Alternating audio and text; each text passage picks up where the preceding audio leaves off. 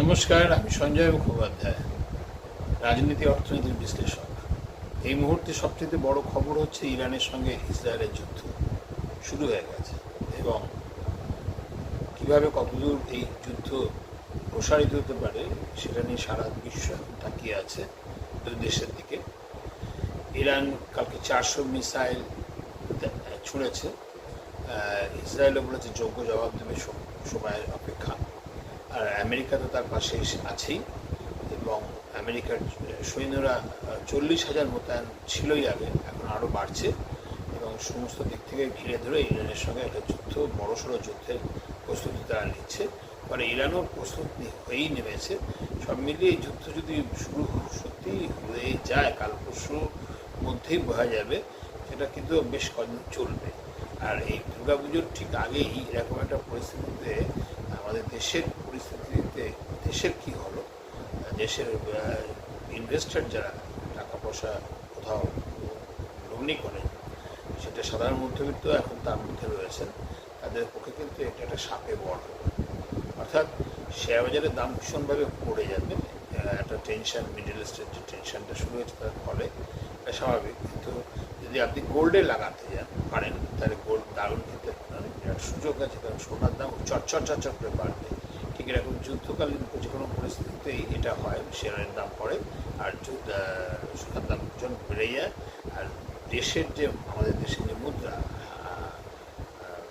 তার টাকার দামটা অবশ্যই কমে যাবে, ডলারের দাম বেড়ে যাবে। আর তেলের দাম অসম্ভব বেড়ে যাবে, তার জিনিসপত্রের দাম বাড়বে, এটা ধরে নেওয়া যেতে পারে। ইনফ্লেশন বা মুদ্রাস্ফীতি বেড়ে যাবে, দেশের সুদের হার কিন্তু একটু চড়ার দিকেই থাকবে। সব মিলিয়ে কিন্তু আমরা এরকম একটা পরিস্থিতির মধ্যে রয়েছি, যেখানে ইমিডিয়েটলি যদি আপনি কিছু রোজগার করতে চান, আপনি সোনা কিনে ফেলবেন। সোনা এবং দুটি কিন্তু চর্চা এমনি বাড়ছিল এবং বাড়বেও, আরও বাড়বে। সেন্ট্রাল ব্যাঙ্কগুলো তাদের 25% সোনা কেনার একটা সিদ্ধান্ত, প্রত্যেকটা দেশের সেন্ট্রাল ব্যাঙ্ক মোটামুটি মেজরিটি যারা, তারা 25% সোনা বেশি কিনছে। তার কারণে যে পরিস্থিতিতে যে একটা টালমাল শুরু হয়েছে, তাতে টলমল এই পরিস্থিতিতে, বিশ্ব পরিস্থিতিতে সোনাই সবচেয়ে বেশি নির্ভরযোগ্য আশ্রয় হয়ে গেছে এই সমস্ত টাকা লগ্নির ক্ষেত্রে, লগ্নির ক্ষেত্রে। ফলে আমরা কিন্তু একটা পরামর্শ এটাই দেবো যে আপনি ইমিডিয়েটলি সোনা কিনুন। যেই পরিমাণ যার হাতে যেটুকু টাকা আছে, সে 1 ভরি না কিনতে পারেন, অন্তত 1 ETF কিনুন। ETF মানে গোল্ড ETF যেগুলো আছে, তার 1 ইউনিট অন্তত খুব অল্প দামেই হয়ে যেতে পারে। সেটা হতে গেলে 5,000 টাকা তো হতে পারে, বা 2,000 টাকা তো হতে পারে, 1,000 টাকা তো হতে পারে, 500 টাকা তো হতে পারে।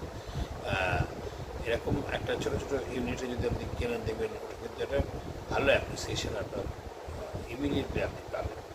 আর দ্বিতীয়ত হচ্ছে শেয়ার পড়ে গেলে, যারা শেয়ার বাজারের সিজনড প্লেয়ার, তারা এদের সুযোগটাই কাজে লাগাবে। কারণ হচ্ছে ভালো ভালো শেয়ার যা অত্যন্ত উঁচু দামে বিক্রি হয়, এরকম সিচুয়েশনে ঝমঝম একটু পড়ে গেলে এখনই কিনে নেওয়ার সবচেয়ে ভালো সুযোগ। তার কারণ হচ্ছে যত তাড়াতাড়ি কিনে নেবেন তত তাড়াতাড়ি লাভ হবে। কারণ দেখুন, ইরানের সঙ্গে ইসরায়েলের যুদ্ধ সারা জীবন চলবে না, এটা থামবে। কোনো না কোনো দিন যুদ্ধ শুরু হলে কেউ না কেউ হারবে, যা খুশি হোক যায়।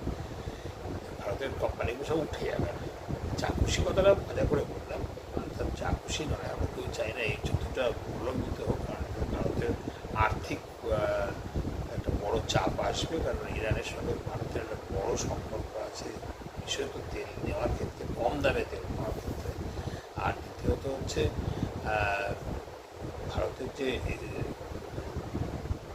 আন্তর্জাতিক ব্যবসা, বিশেষত রপ্তানি, সেটা ইউরোপে এখন করছে, কিন্তু আরব আমিরশাহী, দুবাই এই রুট দিয়ে, এবং অন্যদিকে আমেরিকার সঙ্গে তার অত্যন্ত ভালো সম্পর্ক, বৈদেশিক বাণিজ্য এবং এই দেশের লগ্নির ক্ষেত্রে আমেরিকার বিরাট ভূমিকা।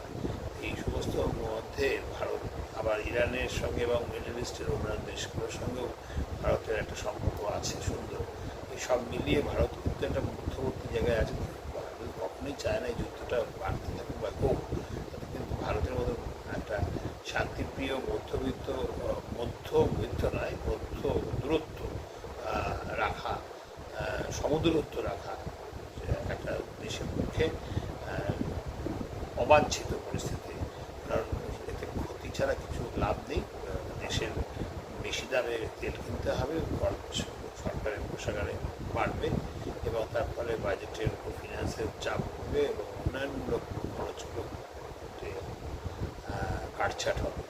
ফলে এটা সরকার কিছুতেই চায় না যে এই জিনিসগুলো তার হোক, তাই তারা চাইবে না ইসরায়েল এবং ইরানের যুদ্ধটা হতে হবে।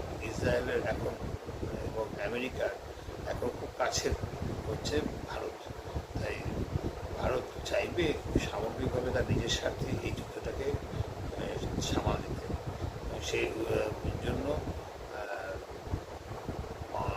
নরেন্দ্র মোদী কিন্তু ইতিমধ্যেই উষ্মা প্রকাশ করেছেন এবং ইসরায়েলের প্রধানমন্ত্রীর সঙ্গে কথা বলেছেন এবং ইরানের প্রতিও আবেদন জানিয়েছেন যুদ্ধ থামানোর জন্য।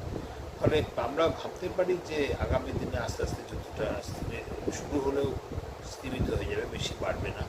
এবং কারণ একটা বিশ্ব নাগরিক এবং বিশ্ব রাজনীতিতে যে আওয়াজ উঠছে বা উঠবে, তাতে কিন্তু আলটিমেটলি ইরানের একার পক্ষে এই যুদ্ধ একা চালানো কঠিন হয়ে যাবে। কারণ মিডল ইস্টের অন্যান্য দেশগুলো, বড় দেশগুলো ইরানের ঠিক পাশে নেই।